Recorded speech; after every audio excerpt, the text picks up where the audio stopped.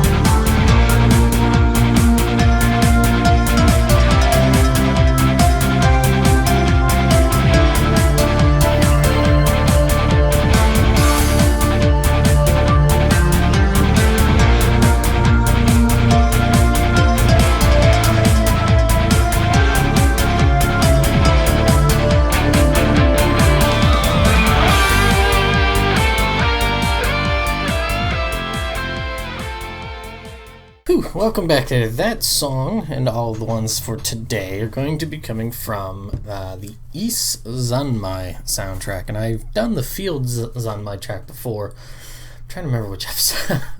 It's been a while, but I know I've done that before. There were 4 separate Zanmai albums, at least that I'm aware of. There may be others, but I could swear there were 4. There's the Field Zanmai, Is Zanmai, Sora no Kiseki Zanmai, and Farokam Boss Zanmai. And I think the Boss Zanmai was the first one to come out, because I remember seeing it and going, what is this? And then their remixes of music in the Falcom catalog with the others, like the Field and the Boss ones, it's some of the other games that they've made. But of course, Sora no Kiseki's for Trails in the Sky, and then Is is for Is. So, of course, they kind of shift towards the more recent stuff, but I like them. I like them a lot. So that song there was Kurenai no Tsubasa, and that's Crimson Wing, or Crimson Wings, and it's a good one. It's a good one. I like it a lot. So how you doing? Doing well? Doing good? Doing good? You're doing good? You're doing good, kid. So I'm in a different area recording this, and not only that, but at a much earlier time than what I generally record things. So either this is going to go well, or I'm going to sink. Probably the latter, but yeah. But I guess if anything, it gives me a chance to. Well, I'm in a different area. I gotta be alert. Gotta do things. Gotta be on it. So yeah, that is that. So what's been going on? Well, let's see, this week, I shouldn't say last week, because I did it earlier this week. This week I released a video. Woo! I did like a Taylor Talks video, so talking about a game, and I did Naruto no Kiseki, because I love Naruto no Kiseki. So if you are interested in that, I should say check the link, but if you're not watching this on YouTube, it kind of makes it a little bit harder. Check my YouTube page if you are downloading this from elsewhere or listening to it elsewhere. I was kind of surprised that I initially had recorded it, and it came out to about maybe 7 minutes or so. And this is before I added, because I added in some samples of music, and also Greg Wanderer from the past there, RPG Swagman, he was kind enough to give me about a minute's worth of comments on the game as well. And I was like, oh, this is kind of shorter. But then I was listening to the recording, and I had recorded when it was raining, and when it was raining, the raindrops were kind of bigger raindrops or something, and they were hitting something, and it was just like, all you'd hear is like something like that. And I'm like, mother of goodness. And so I was like, fine. I still had the writings. Now that I think about it, I kind of went a little off script, because there's something, and I have no idea why. I don't know if it's because of what I write it on, or if I'm just that dumb, but I have a certain cadence when I'm reading something, and yeah, and you can totally tell. At parts there'd be like, I'm reading something, and parts I'm not reading something. So maybe some people won't be as interested in that, but unfortunately, I need to have something written. Otherwise, my brain is so scattered, as those who have listened to this. Like, I'll start on something, and then I'll be like, oh, shiny thing, and then I'll be so far down the rabbit hole in a different way that I'm just kind of like, oh, what was I even initially trying to talk about? And it doesn't usually end up well. So, and I personally, I don't want to spend eons trying to edit things to capture me rambling about stuff, but also to condense it down. So, where I was going with that, before I make a great yawn. Well, where I was going with that was that I re-recorded it, and of course, doing that and everything, and then putting it all together, it ended up being 15 minutes long. And I was like, but I don't know. For me, I guess, just because I love the game, when I see that, I'm like, this isn't such a horrible ordeal to sit through this. Thankfully. Because there's some of those old ones of mine that I've watched, and I've been like, oh, that was terrible. Yay, kind of thing. So, yeah. That's where I'm at. Doing the edits for the story, Sudraba, those are coming along. I've finished 2 chapters, so I'm working on the third, like a much more thorough edit than just kind of intuition editing, which was how I transitioned it from paper to computer. That's what else has been going on? I don't think much else. I'm not a very exciting person. But yeah, I don't think there's really been much else going on. It's been one of those kind of weeks where it's like, partially because I've been editing. I've been really, really focusing on the editing stuff, so I'm kind of like, ugh. And I know I've had meetings and stuff for a game I'm working on, so that is what it is. So yeah, that should about do it for this little tiny section. So we're going to go pick the song. I'm not gonna pick it. I already picked it. What am I saying? Going to pick it. I have some things planned to take me as a fool. Actually, it should be kind of important that I prime you into the topic. The topic today, if you look at the title and everything, is that it's info everywhere, but not a bit to learn. That's kind of what. Yeah. What was that? It's from Samuel Taylor. No. Shoot, I wish. It's the rhyme of the Ancient Mariner. That poem. I think it's Samuel Taylor who wrote that. I don't know, but Iron Maiden did a song based off the poem and stuff, and I think in that poem there's a phrase, water everywhere, but not a drop to drink, and yeah. So the topic for today is info everywhere, but not a bit to learn. Aren't I so clever? Okay, but we're going to listen to The Dawn of Ys, which is on the Ys Zanmai soundtrack, or I shouldn't say soundtrack, but album. And listen to part of that, and then we'll get into the topic.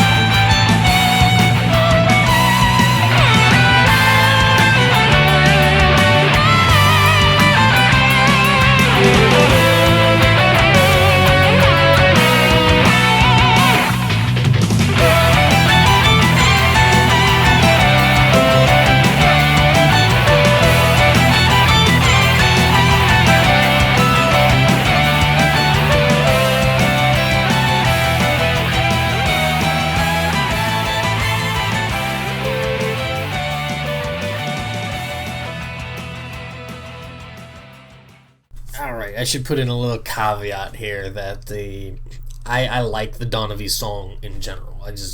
I like the melody of it and stuff. However, I might have to go with the original, like playing the game soundtrack, because there's like I don't know if it's just like an 80s smooth jazz to it that I recall. I haven't played that game in a while, but like that the PC Engine version of East 4 is got a really phenomenal soundtrack. Highly implore you to listen to that one. But after you get done finishing listening to this, so the I don't know. I just really like the song. It's a good song. I like it a lot. But no. So the topic for this episode, as I mentioned right before, kind of switching over here, is info everywhere, but not a bit to learn. And the idea has kind of been in my head for a while now, as I should actually be turned to the mic instead of talking away from it. I'm kind of scared of my mic for some reason. But, and this kind of has come up before with things like, Happy Console Gamer has mentioned this before. I don't remember where, though. He's mentioned it before where he finds it boring. Maybe he doesn't find it boring. I'm totally taking this. I wish I would have kind of looked this up.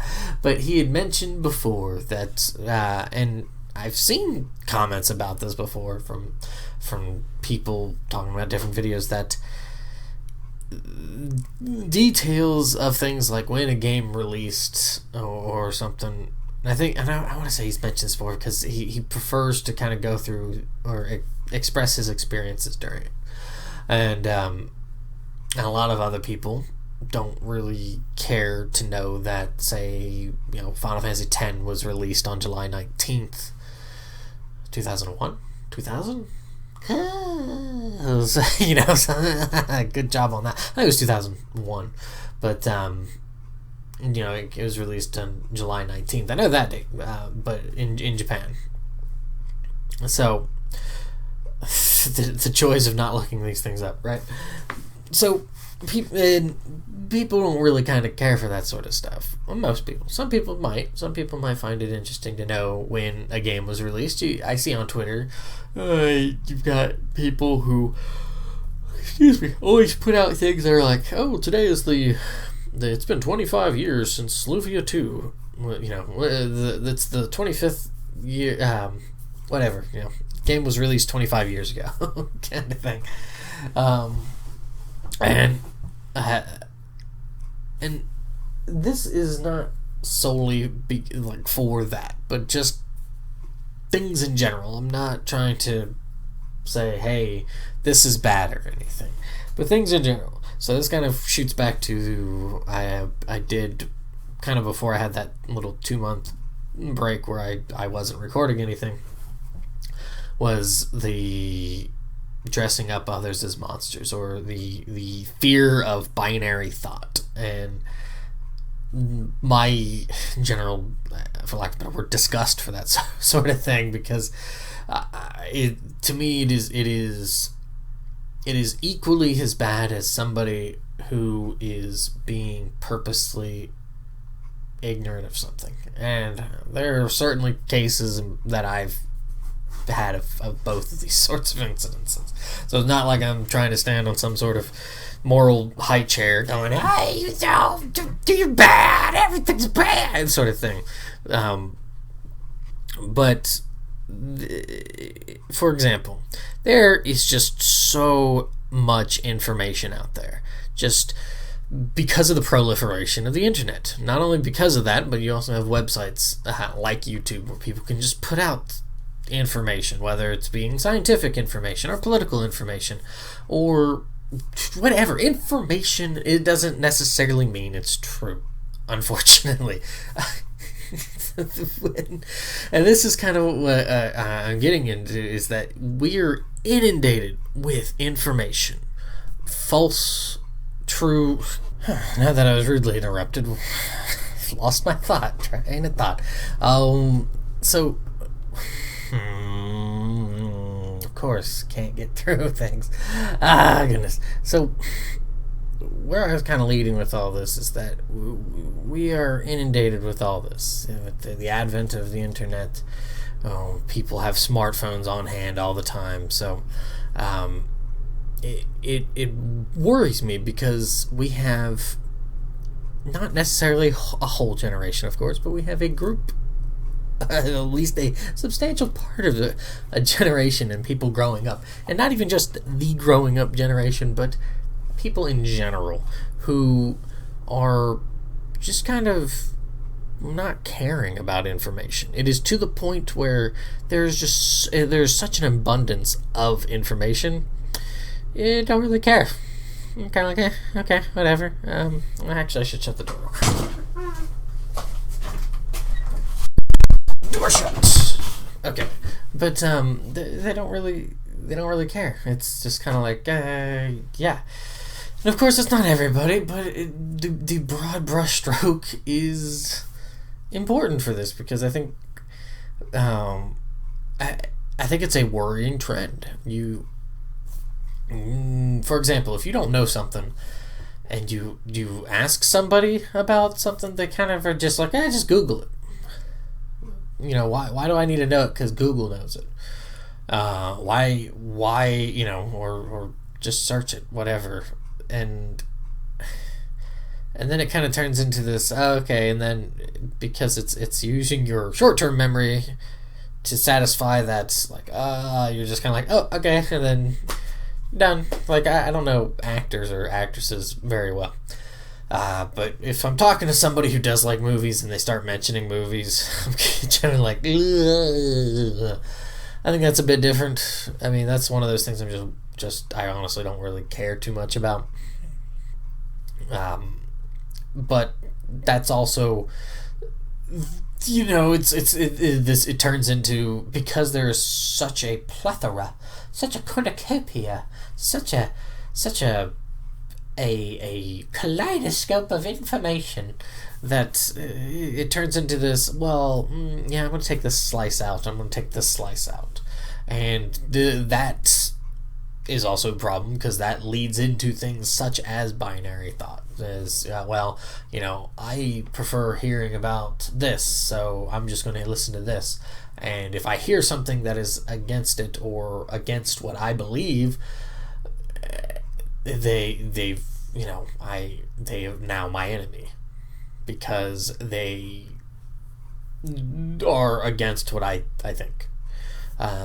You have that. You also have the advent of the feelings, and this is something that's been going around for quite some time, probably the last 20 to 30 years, is this push for what is the proper term for it?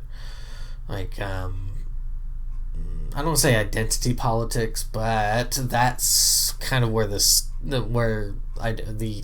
of the stems of identity politics is that, for example, when somebody says you can't understand how this is because you are this, or I will tell you as a XYZ this, and that to me is equally just as bad because it's kind of like it's almost like, how to put this, it's not quite like original sin sort of thing, but that's sort of where it kind of devolves into of because you weren't born like me, you don't understand. And that, for example, friend of mine who've actually had on the podcast before, he was moving. He moved a bunch when he was living in Tokyo. He moved a lot, and in doing so, he had many instances where companies flat out refused to allow him to rent or even look at places to rent because he was a foreigner. Just straight up, because he was a foreigner. They're like, yeah, we're not doing it. And so he does this, and he was told that because he was a white dude, he could not understand racism. And this was something on Facebook or whatever, and this was after he'd been going through instances like this, and he's kind of like, what? That's ridiculous, because that's not how things work. Like, it's an unfortunate thing, but when it comes to a society, minorities generally kind of get the raw deal. If particularly in impoverished times, if they are a minority, they are going to get the brunt. And I think this is what's part of the problem with things in the States is that if you look at a lot of the data for kind of like the middle incomes and just income households and stuff like that, it is going down badly. Like, people may be working, but they are working for much less than what they were 20 years ago. And that poverty is the quickest way to start turning people against each other, and it's an unfortunate thing. So, but even when there's not poverty, of course you're gonna have people that are gonna hate other people for whatever fucking reason. People do that. What's David, who I had on a couple episodes ago, he how did he put it? He put it, if there's a way, people will find a way to fuck it up. So that's what we're good for. Yeah.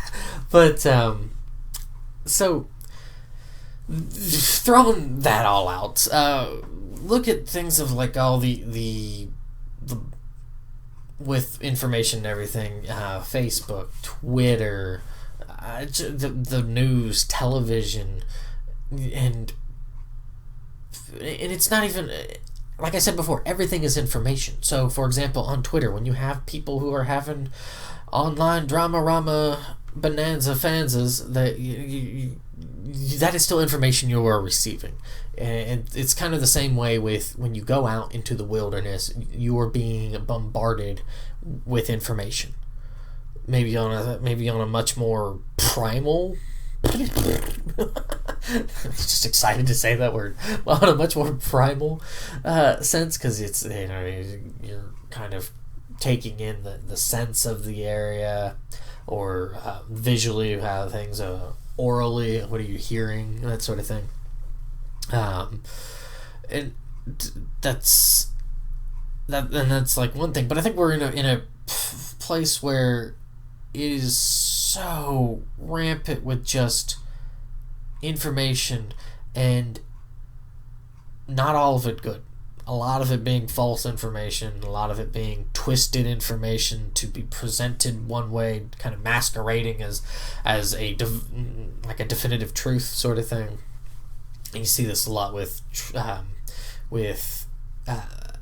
media kind of trying to put a spin on it. The same way with when, like, you have two friends who are bickering about one another to you, and they're both trying to twist it, or a relationship, a couple's doing this, where they're trying to twist it to be that, well, I'm always the good person, they're the bad person, and so they present things that may have been sort of true, but then they kind of twist the details, so it's like, oh well, he's being an ass, or she's being a bit of a cunt, and that sort of thing.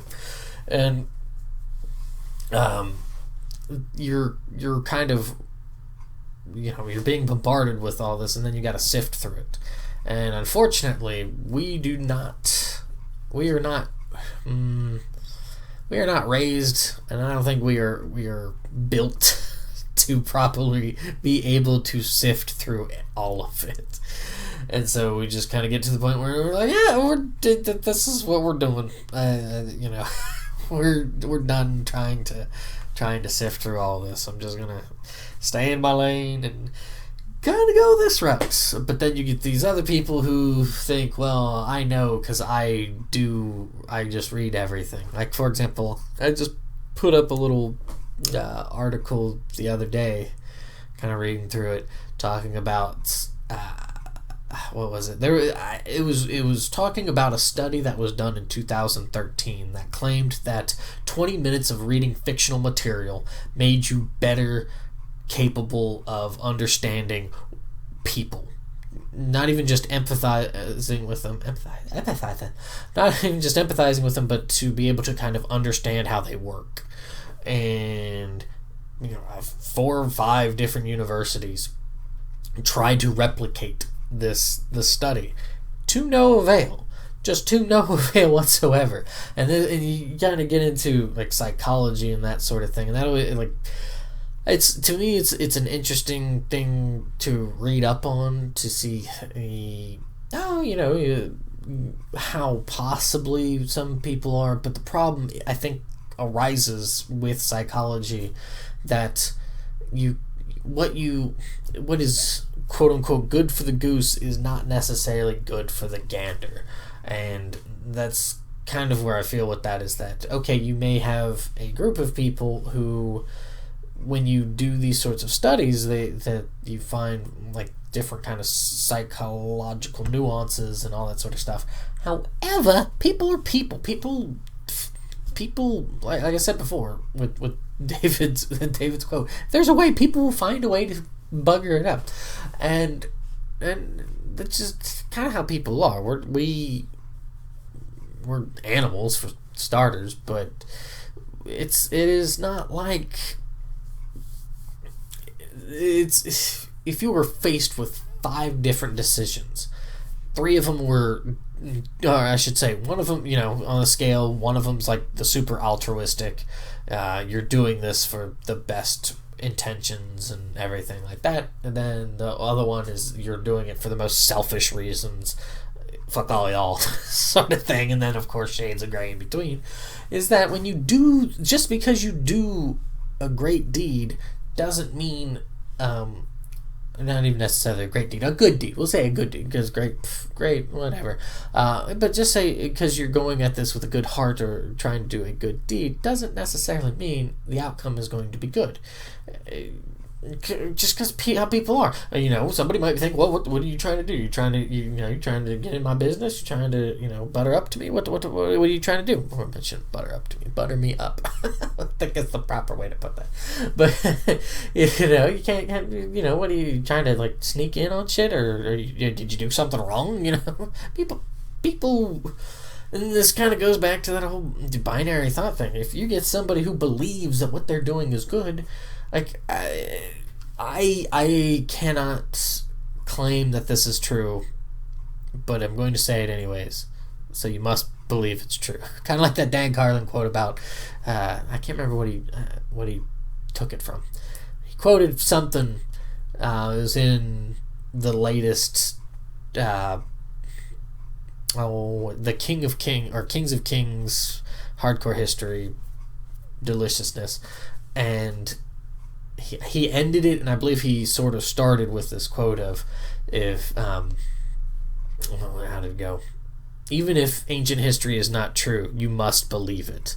And so even if this story isn't quite true, you must believe it, because that's all I know. I wasn't there, so I can't claim any sort of truth about this, but I will say it came from David, and I trust that he wouldn't lie about something like this. But when in Japan, we had a coworker, and this coworker was certainly a different thinker.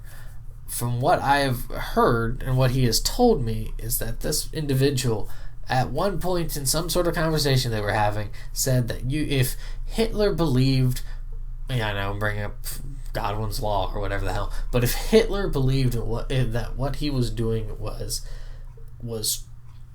in his heart of hearts to be the best thing to do, we cannot fault him for that. That is if that is true, that is an alarming sort of thought to have. We can't fault him on that because that's what he thought was true. And this gets into the whole, subjective truths and sort of thing. Well, I'm all for moral ambiguity. I'm all for her, muddying the waters. I know some people don't like that, but to me, I find it very fascinating because you can morally, as people, we can morally or come to an agreement that something that we might find morally abhorrent, that another group of people find morally proper. I mean, you see it all the time. That's what cultures end up doing. Cough, cough. Mesopotamia. You know, but to say that you know, if they're in their heart of hearts thought it was the right thing to do, we can't fault them for that. That's a kind of a worrying thing, because for example, with information, if you're being fed information, false, some of it true, most of it not, or whatever, or it's twisted in ways to present it in another way to lead you down a certain path, well, can't fault them, because they got all this information in their heart of hearts. They think they're doing the right choice, so what's it to it? And to me, that's not a defensible position. Well, you know, if they found it in their heart of hearts, that to me is lacking any sort of what's the word I want to use? Because I don't want to use integrity, but that's the word that's kind of coming to mind. Personal integrity, sort of thing. Personal character, where you just kind of are. If you fall to, well, I think this to me is the best thing. That makes me worry. You know, it's like, I'm not saying that people should be, you know, if somebody tries to do something but it ends up exploding in their face and stuff, and I'm not saying they should be faulted for, well, you shouldn't have kept on pushing, sort of thing, unless, you know, you can point to, well, you have a bad knee and you shouldn't have kept on running because you knew you had a bad knee. You should have tried to do swimming or some other exercise instead of trying to keep on running, and now you've blown your knee, got a bad tire, kind of thing. But that is grossly different, and this kind of, I guess that to me is where this sort of loosely, as I try to dig really deep in this rabbit hole thing of that to me is where it feels like nobody cares about information or context for things as well. It's how somebody feels. Oh, well, you know, they felt that it was justifiable, so we can't fault him on that. We can fault him for being hateful, but because that's something we understand, but we can't fault him for all this other stuff because that's how he felt. And it was like, well, you know, I understand that. No.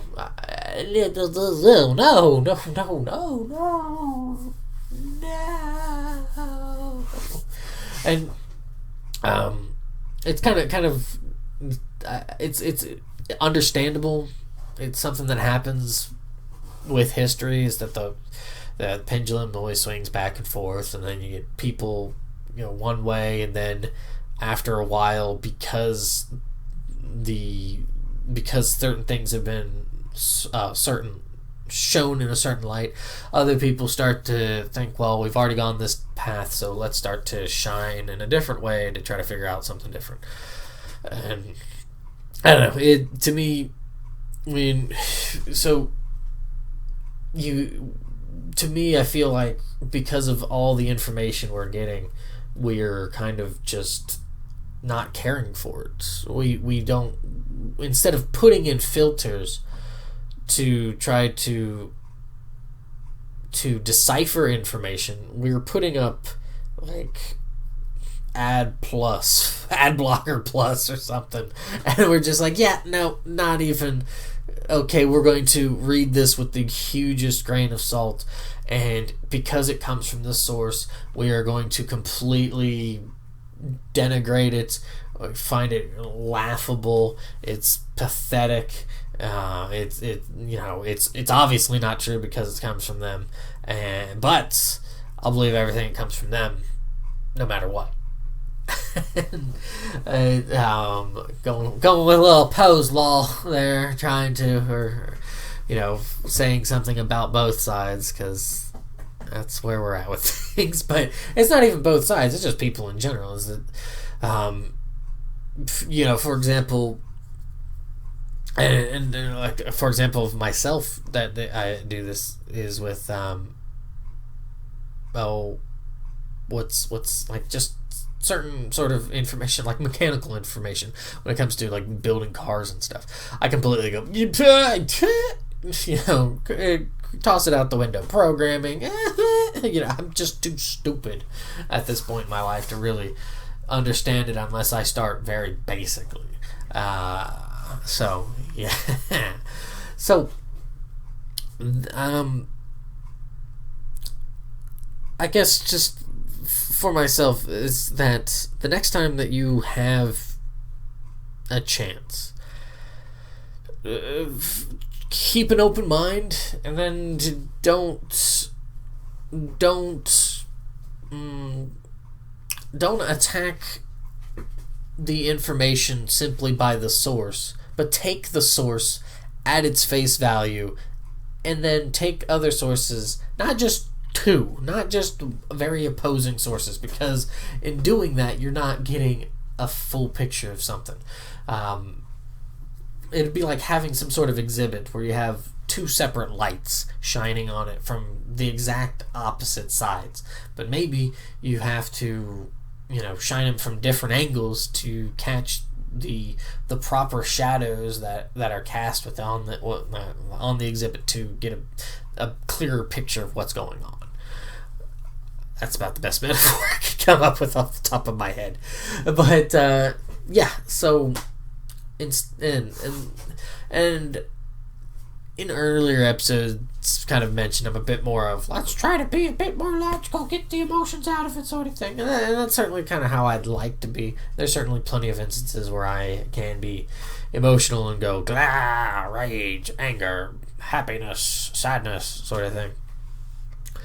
But I guess with when it comes to that sort of thing, it's I don't know. Everybody understands it, so it's easier to kind of get involved, I think. And so with something that's like informational, if it's like kind of, if it goes above the basic understandings of an individual, then they're kind of just like, well, or you get people, if I start throwing words around us like ostentatious or something like that, or something, or something like that, and you start to lose people, and then people start to be resentful because, like, are you trying to talk over me and stuff, and then you get into this whole thing with it's condescending and basically, we have pushed into this new frontier, the information age, and instead of cherishing it, writing it on those ancient papyrus scrolls to be housed in great libraries that we cherish and value, it is turned into it's like a McDonald's wrapper on the freeway. We're just tumbling in the wind, and we just don't seem to care anymore. Yeah. So that is it for this episode. I hope I did not bore you. If you have anything to say, of course, totally let me know, either on Twitter at Monogato553 or on YouTube, on the page, not my channel, but the page where this thing is playing, sort of thing. Leave comments there. That is it. So thank you for listening. I'm going to play you out to a version of Feena, from East Zanmai, and this has got some harmonica goodness in it. I think it's a harmonica. Maybe it's a harpsichord. I don't know. I'm stupid. What is?